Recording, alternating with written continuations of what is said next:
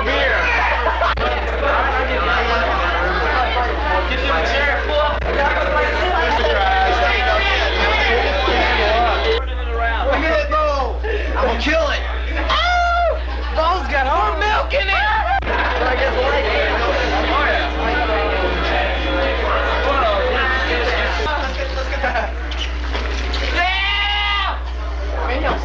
Fucking believe it. Kid fucked up the keg. He froze it last night. He froze the fucker last night. And the keg's fucked. We got foam. Look. We're setting the fucking hold on. Bro, look at this. The fucking get this. Look at him. We're setting the fucking cups up. Look, man, see? And look, but look at this. This is full though. Now look at your man. Oh, we got beer here. We're gonna get fucked, okay? We're gonna get that's the most alcoholic tea. Get a close up on this. That's the most alcoholic tea you've ever seen in your life, motherfucker. I'm the hero. I found the weapon. Dave, here we are at the Christmas night party. We've got old Milwaukee here. This light is giving me a fucking tan. I think it's giving me UV radiation too. I'm gonna go home and feed it. But mainly, here we have some of the guests and say a few words, please. And here you have it, folks. Say a few words, please. Hello. What's the And she is just full of words tonight. What's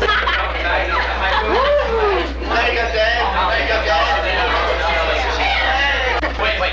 Here we go with the fight in process. It's Mean Joe Blue against the rest of the party. We're gonna check it out firsthand. Come along.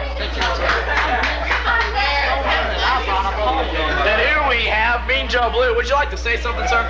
Just get the fuck out of my face. That's his statement. Thank you very much. Hey, the party's over. That's what you think. I hate when people act like they're different, but they really just want to be popular like everyone else. Fuck them. They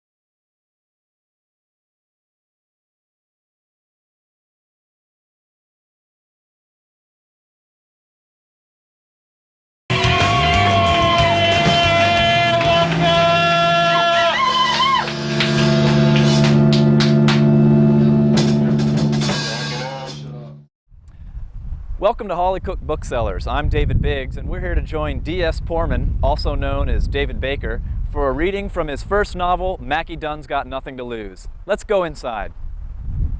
Okay, if I could have everyone's attention, I'm going to start talking now. Real quick, I want to explain what's going on here. Obviously, I'm here for a signing of my book, but I wouldn't bring y'all all the way out here without giving you more than just a simple reading from my book. So I'm going to do about a half-hour performance. It's going to involve some drama from a play I've written, some comedy from a movie script I've written with a friend of mine, poetry I've written throughout the years, and hopefully it'll be entertaining for you. If I could ask you, and I'm not trying to be presumptuous here, but no clapping until the end. If you don't want to clap at the end, don't clap. If you feel like throwing anything or spitting or booing during the performance, that's fine, but no clapping until the end. This is the dedication to Mackie Dunn, and this is for my mother, and she's back in the middle back there. For you, Miss LaRosen, for your intelligence, for your good humor, for your good reason, for your sensibility, and above all else, for your strength. For all of these and the life with which I know them, that poem you wanted. And real quick, I have to say, I was delivering pizzas when I realized I had the talent to write a book. I'm sorry, I was not delivering pizzas. I was self-employed when I realized I had the talent to write a book, and I was making better money than I'd ever made before in my life. And I thought, well, I think I can write a book. And I asked my mother, I said, I think I'm going to quit being self-employed, deliver pizzas like I did when I was 18 and write a book. And she didn't hesitate. She said, do it. So that's all I'm going to say on that. I remember it was a Friday night, and I was running the delivery down Bardstown or Brownsboro Road for old Tricon, good old Tricon Incorporated. And that was when I came up with the name Mackie Dunn. And it took me 4.5 months after that night to finish the book. And it was pretty much a fury of attacking the typewriter, sleeping, and working. And that was about it. I know some people thought I died, but I didn't. I'm still here. I've gotten some great responses from people who have read Mackie Dunn, and it's nice. 4 pages of Mackie Dunn. Then I'm going to read 3 pages of the coming book, which I should finish sometime this month. 2 more poems, and then we'll get on with our evening.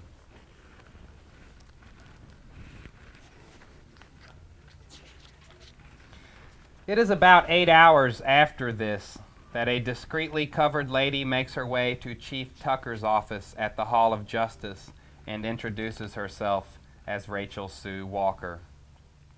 Chief Tucker looks at her blankly, his mouth half opens. Of the Lexington Walkers, Mr. Tucker.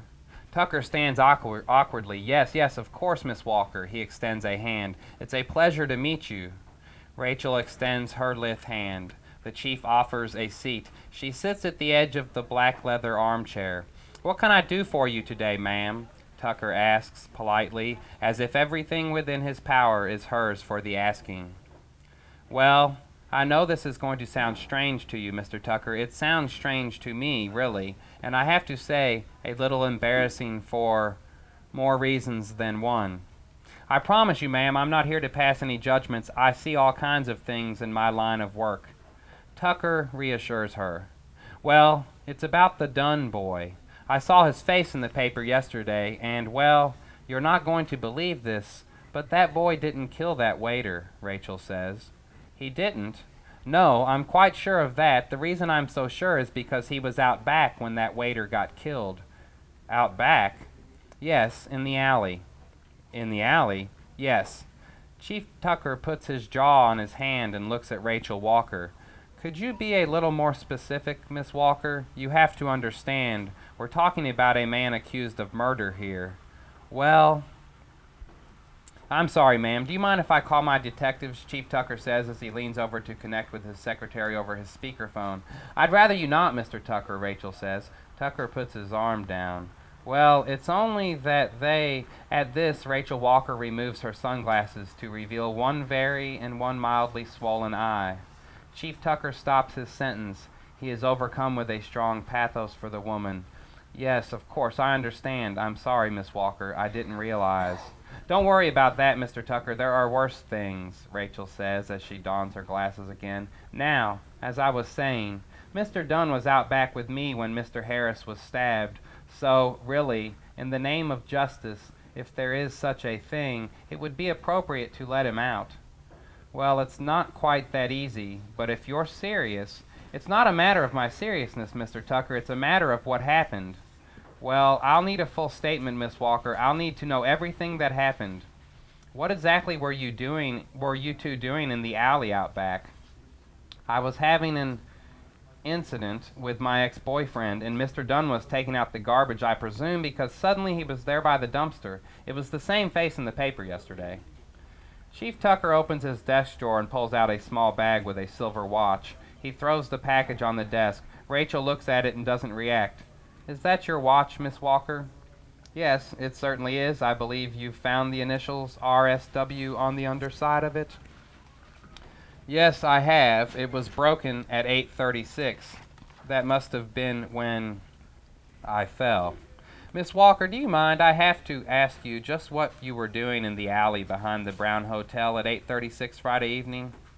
I was getting beat up, Mr. Tucker. I understand that, ma'am, but why? I was strolling by the sidewalk outside when Russell pulled up. We stepped in there to talk. Strolling by from where? I've got a room at the Seelbach, Mr. Tucker.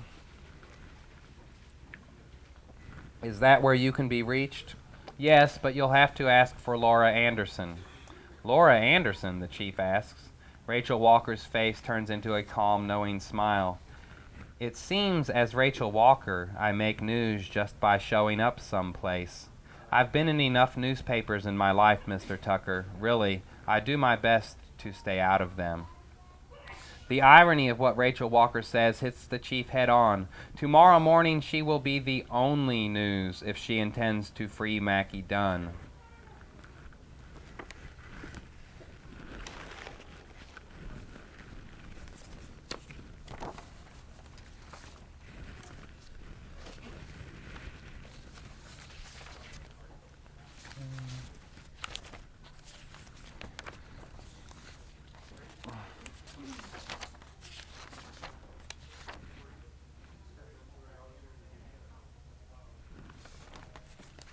Now, a few pages of the book, which I hope to finish in the next month.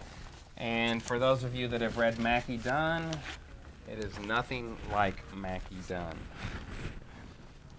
As you know, this book, the main character, the protagonist, is a female.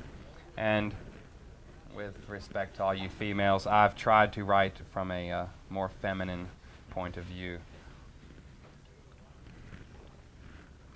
What's happening here is Rebecca Forrest has stumbled across a couple of eccentrics that live on River Road. I say eccentrics because they own 65 acres across on River Road, which makes them eccentric, not crazy. She has stumbled across them in her pursuit of trying to figure out who's trying to kill her. And they are headed up to a garage that's up on top of a hill because she mistakenly said that they didn't have a car, and they took great offense to this, and they're taking her to a place where they claim to have a car. She's at the bottom of a hill. They've ridden up a lift on the top of the hill, and she doesn't know anything about the lift, so she's trying to struggle through all the weeds. And the gentlemen's name are Orville and Wilbur. Their father was a pilot. Rebecca, are you down there? Orville yells from the top of the hill. Yes, she yells. Do you see the cart?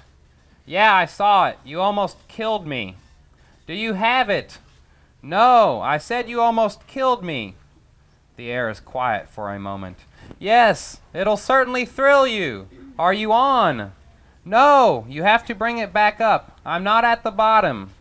There is a silent moment. Then she hears the gears shift, and after a brief moment she sees the gondola reappear. As it approaches her, she turns to the top of the hill. Stop it, she screams. The gondola continues about 5 feet past her and stops. She hurries to it and pulls herself into one of its 2 seats. It sits facing the river so that one rides backwards while ascending. She straps herself in with the nylon belt at her waist. Let's go, she yells. The gondola jerks into its uphill motion. She kicks her legs gaily as her stomach falls from its pouch. She can feel it return seconds later as the motion of her body catches up with the motion of the rising, swinging cradle. She leans over and watches the dark ground a few feet below as it slides by like water in a soft current. She becomes giddy with the unbearable lightness of her being as it is lifted up, up, and away. She closes her eyes, and she is reminded of a Jim Wayne Miller poem she once read. It takes place at an amusement park outside of Bowling Green, Kentucky, or Little Chicago, as it came to be known once for its plenitude of vices on their way north, south, east, and west.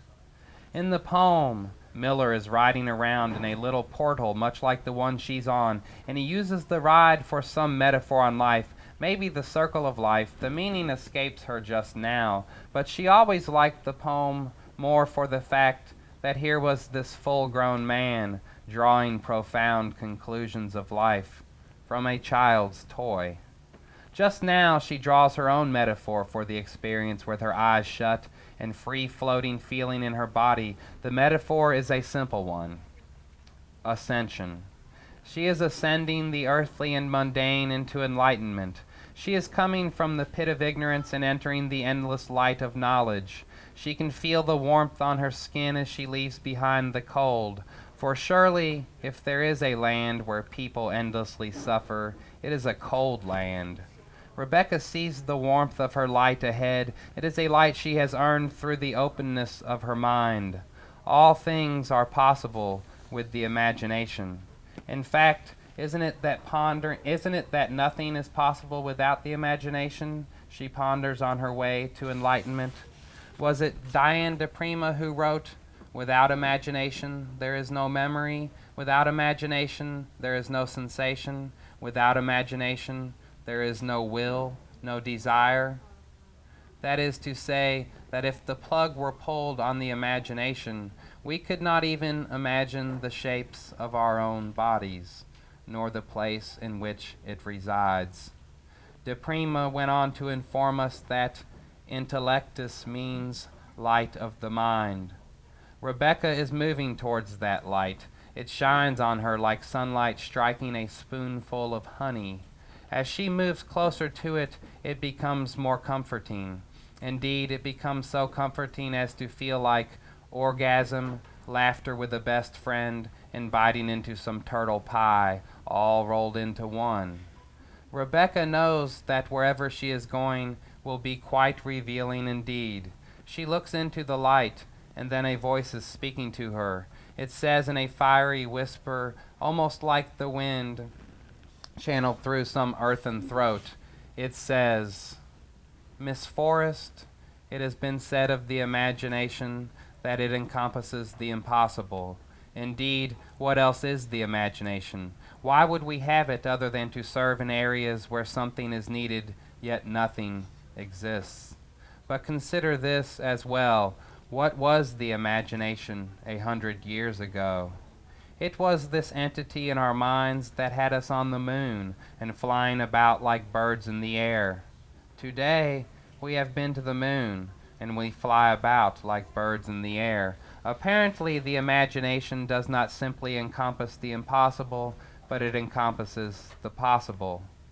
And men and women imagine things in their own lifetime that never come to pass until future lifetimes. Does this mean that they dreamt the impossible? No, it means they saw the future. Miss Forrest, the imagination is nothing less than the future itself, and as such is not less than reality, but rather is reality, and even more so. Miss Forrest, what do you imagine your path to be?"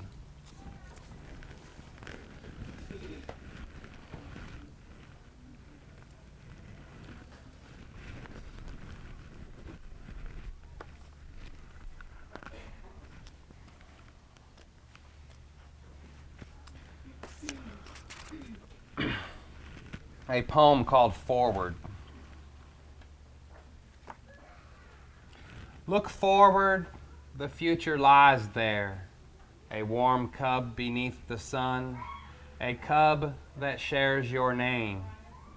It yawns and waits for you to look forward, the future lies there. It breathes with eyes wide open to the coming day. Embrace it, it is yours, and never let it stray. It sees what you see. Love it, for as sure as all that's real, that cub will one day be a tiger at your heel.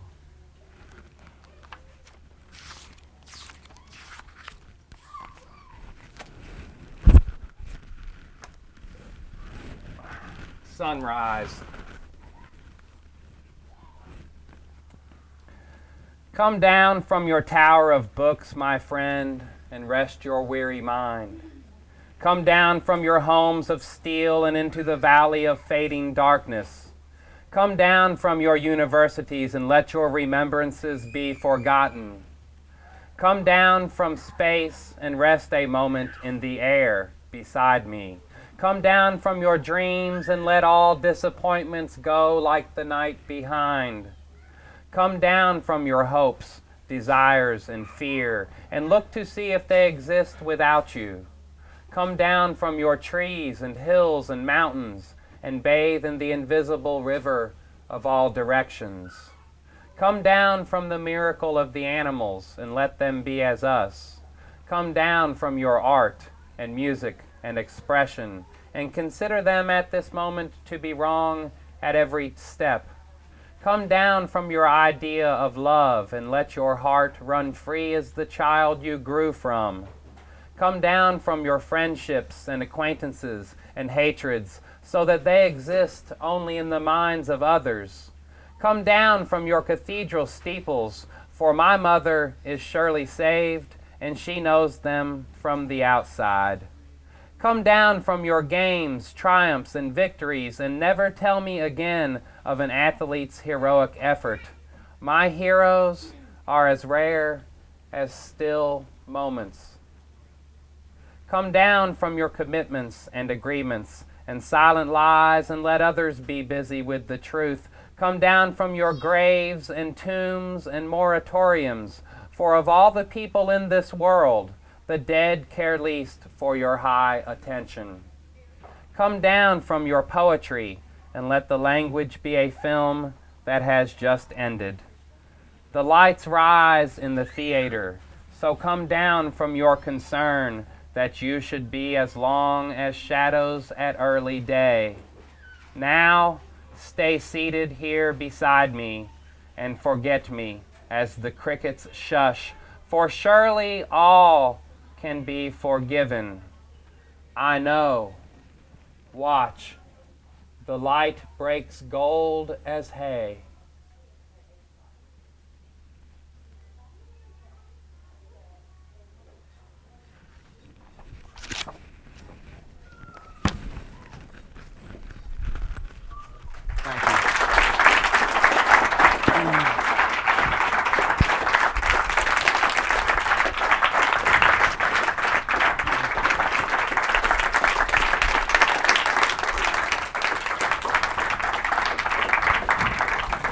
This is how you drive when you're driving to go pick up the Book of Kentucky. There's a turkey run. It's like this. There's a turkey run, honey. In a hurry. In a hurry. Yeah. We're excited.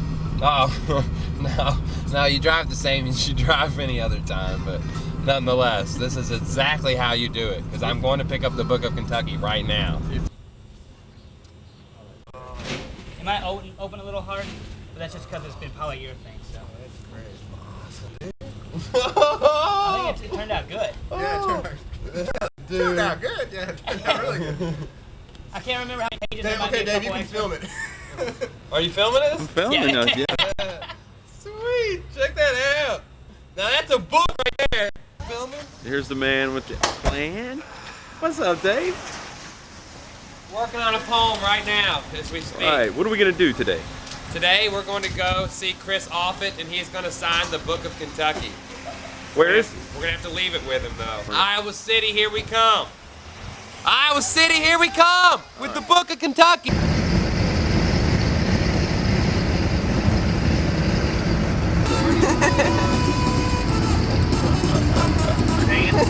I just want to say to Matt, Melissa's, and Dave's moms, I'm so sorry I let Ken drive. I'm so sorry. I'm so scared. Not yet. Here we are. God damn it. This is November.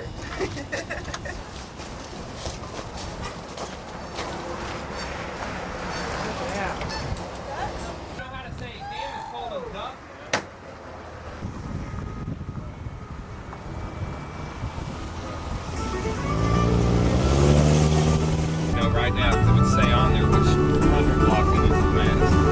I'm saying in town is that way, so it's probably Madison. Hi, I'm Chris. Dave? Nice to meet you, Chris. Hi. Hi, how are you? Fine, how are you? This is Welcome our to Iowa. documentary. Thank Dave you. Cameron. All right, Dave.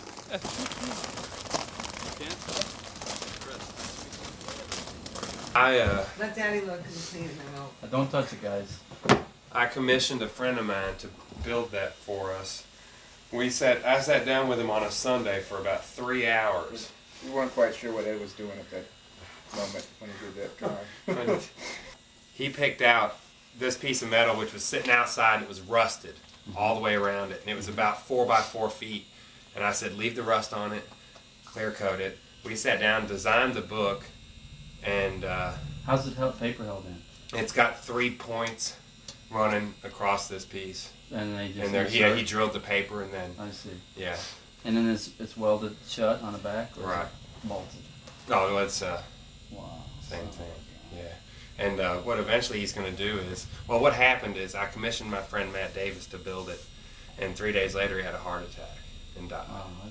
Yeah. God. And Joe, who lived with him in his house, went in his room, found the design for the book. I pointed out the piece of metal to him that Matt was going to use, and he built the book exactly the way Matt was going to build it. And eventually he's going to etch in here the Book of Kentucky, 2001, and on the back, right here, he's going to etch the whole state of Kentucky with all the county lines in it. And we're going to leave the outside completely just blank.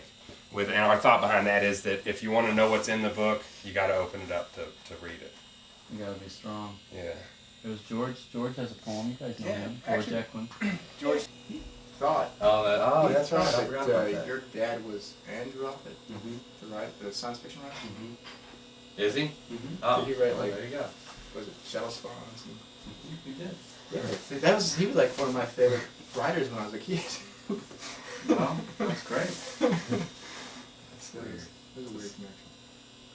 A big circle. I haven't You're in read, it. yeah, I haven't read science fiction in years, but I read it now and again.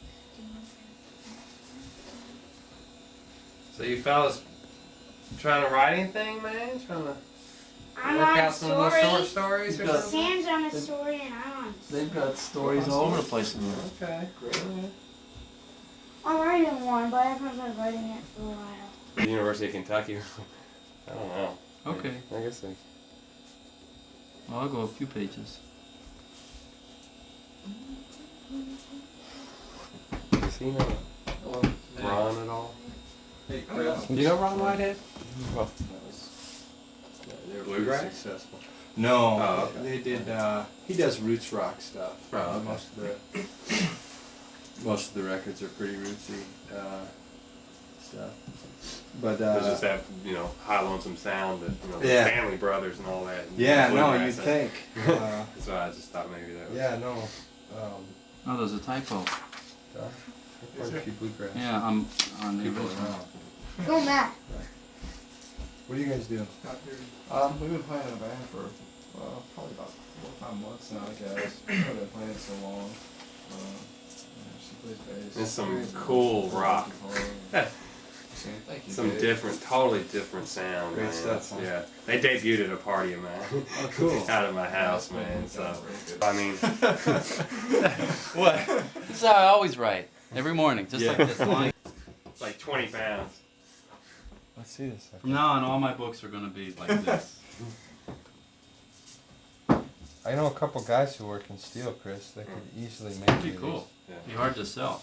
Be hard to get them out of the store. Well, have the to the beef up shipping your- and handling on it would be. Yeah. Trucking them Just send them places. COD. Yeah. What was that? What grade? No, Jeez. second grade. Second grade. Awesome. I published it. I'll read it to you if you like. Sure. Kenny Should I read it? Yeah. Kenny Clark. Awesome. In a little village called Bubbletown, there lived a man named Kenny Clark.